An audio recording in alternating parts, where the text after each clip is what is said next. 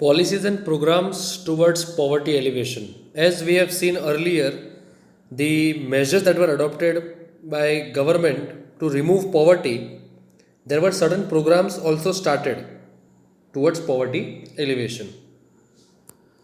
The first was it was to be a growth oriented approach, meaning rapid increase in GDP and पर capita income.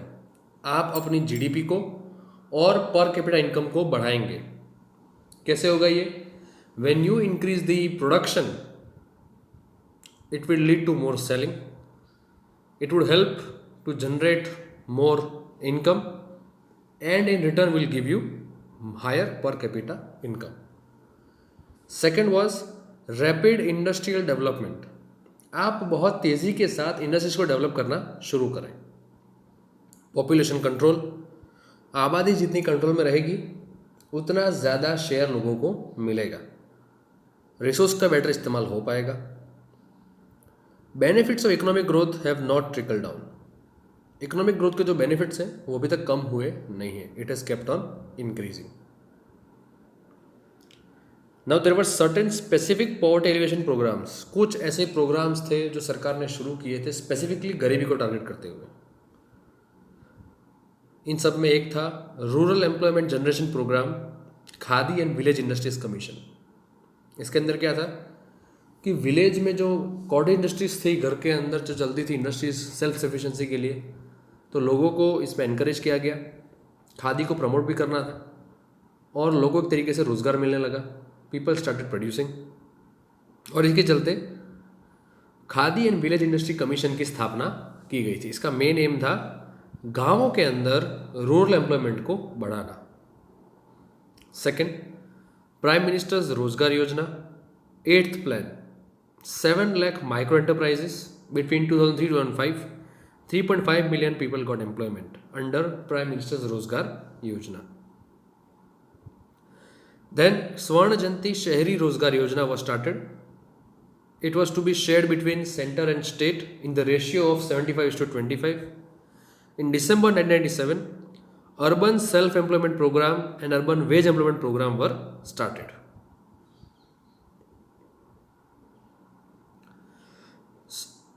स्वर्ण जयंती ग्राम स्वरोजगार योजना, अब ये rural के लिए था.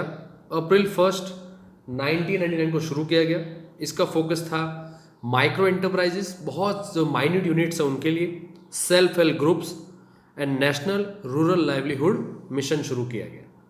इसके अंदर लोगों की क्वालिटी ऑफ लाइफ को इम्प्रूव करना था, उन्हें स्टैंडर्ड ऑफ लिविंग समझाना था, फैमिली प्लानिंग इसके अंदर था, और साथ साथ में खुद के लिए रोजगार कैसे खड़ा करना वो भी सिखाया गया था. संपूर्ण ग्रामीण स्वरोजगार योजना सितंबर 2001 में शुरू हुई थी. इसका मकसद था वेज एम्प्लॉयमेंट को बढ़ावा देना, अनस्किल्ड वर्कर्स को काम प्रोवाइड करना, और इसका जो बजट था वो शेयर होता था between centre and state governments. और फिर finally one of the flagship programmes and one of the heavily invested programme, Mahatma Gandhi National Rural Employment Guarantee Act, also known as NREGA, in 2005 and Feb 2006, National Food for Work program was started to make sure. NREGA में क्या होता है, नरेगा के बाद मनरेगा, सिर्फ M का फ़र्क है.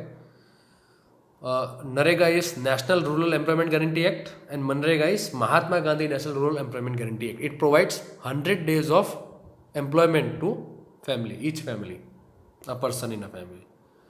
और फिर उसी के चलते एक और प्रोग्राम शुरू किया गया, National Food for Work Programme, काम के बदले खाना. Meeting minimum needs of poor. How do you meet? आप गरीब लोगों की ज़रूरत को पूरा कैसे कर सकते हैं? Through public expenditure on social consumption needs. सरकार द्वारा खर्च किया जाने वाला सामाजिक जो चीज़ें हैं उनको कंज्यूम करने के लिए, clothing, food. Improvement in health and education, and this approach was mentioned in the 5th 5-year plan. 3 major food and nutritional status are PDS, Integrated Child Development Scheme, and Mid-Day Meal Scheme. PDS सभी को पता है, Public Distribution System. यानी एक बड़ा chain of network establish किया गया ration की दुकानों का गांव गांव तक, ताकि लास्ट से लास्ट व्यक्ति को भी राशन मिल सके, क्वालिटी फूड मिल सके। फिर चाइल्ड डेवलपमेंट स्कीम्स आई, उसके अंदर अपनी आंगनवाड़ी को प्रमोट किया गया। फिर आशा वर्कर्स को इन्वॉल्व किया गया, और फिर मिड डे मील स्कीम आया, यानी स्कूल के अंदर ही बच्चों को दोपहर का खाना मिलता था। PMGY, प्रधानमंत्री ग्राम सड़क योजना, प्रधानमंत्री ग्रामोदय योजना। ग्रामोदय योजना is for Gramin Awas, rural housing. प्रधानमंत्री Gram Yojana is PMGY.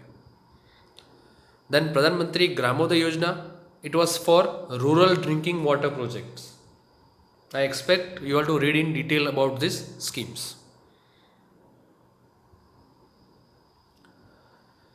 Social security programmes, कुछ सामाजिक सुरक्षा के प्रोग्राम भी शुरू किए गए, जिसके अंदर था national old age pension scheme, जो आज मिलती है ओल्ड लोगों को मिलती है। उसमें पर मंथ हर स्टेट का अलग अलग होता है, सेंटर का अलग स्कीम है इसमें। फिर National Family Benefit Scheme, National Maternity Benefit Scheme 6 months of leave वाली। Then Pradhan Mantri Jan Dhan Yojana, one of the flagship programme of this current government, started in 2014।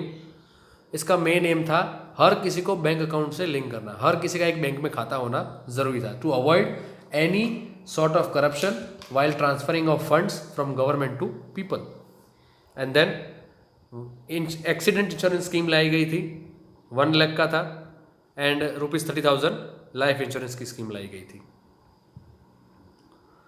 Now if you evaluate the PAP, that is poverty alleviation programs, तो इसके achievements भी थे, कुछ negative effects भी थे। हम पहले बात करेंगे अचीवमेंट्स की।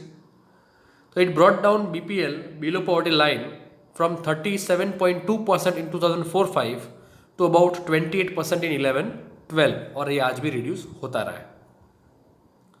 Veg rate has increased due to legislative measures, सरकारों ने समय समय पे लॉज बनाए और इससे वेज रेट तय उन्होंने करना शुरू किया, तो लोगों को कम से कम मिनिमम उतना वेज तो मिलने लगा। And this the 3 approach reduces poverty level. अब शॉर्टकमिंग्स, इसमें क्या गड़बड़ियां रह गई थी? Due to unequal distribution of land and other assets, the benefits from direct poverty alleviation programme have been appropriated by the non poor. Land का unequal distribution होना और जो असेट्स बांटी गई सरकार की तरफ से, वो सही लोगों के हाथ में कहीं जगह पर नहीं पहुंची। जो बेनिफिशरीज थे, जिनको मिलना चाहिए था, उनको नहीं मिला, और जिनको इससे कोई लेना देना था, उन्होंने भी इसमें लाभ ले लिया था।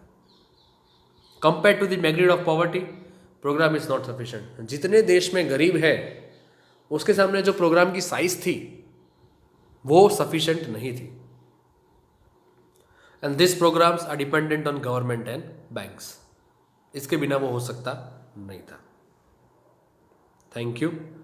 The lesson ends here.